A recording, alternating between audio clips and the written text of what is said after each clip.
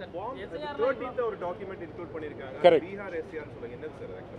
அதாவது வாக்காளர்கள் தங்களுடைய தாங்கள் வாக்குரிமை பெற்றவர்கள் என்பதற்கு 3 காரணங்கள், 3 அடிப்படை தகுதி இருக்கணும். ஒன்று, இந்திய குடிமகனாக இருக்கணும், 18 வயது நிரம்பியவராக இருக்கணும், ஆர்டினரி ரெசிடெண்ட், அதாவது அந்த தொகுதியில் சாதாரணமாக வசிக்கக்கூடியவராக இருக்கணும். இதுக்கு அவங்க அடையாளத்தை கொடுக்க சொல்கிறாங்க. பல்வேறு அடையாளங்கள், 11 அட்டைகள் சொன்னாங்க, 11 அடையாள ஆவணங்கள் சொன்னாங்க. சுப்ரீம் கோர்ட் சொல்லி ஆதாரை சேர்த்துக்க சொன்னாங்க. திடீர்னு 13வது ஆவணமாக பீகார் எஸ்ஐஆரில் உங்கள் பெயர் ஜூலை மாதம் 2025 வெளியிடப்பட்ட பட்டியலில் இருந்தால் அதை அடையாள ஆவணமாக காட்டலான்னு சொல்கிறாங்க. இதில் என்ன குழப்பம்னா, பீகாரில் ஜூலை மாதத்தில்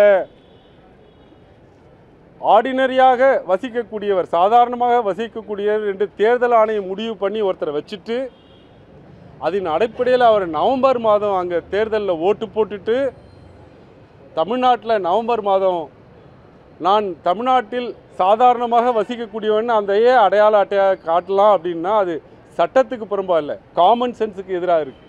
அவ்வளோதான் சொல்ல முடியும். அப்படி சொல்லுவாங்க, நிச்சயம் சொல்லுவாங்க. ஆனால் தமிழ்நாட்டிலேருந்து மைக்ரேட்டிங் அவுட் ஆஃப் தமிழ்நாடு ரொம்ப ரொம்ப கம்மி தானே.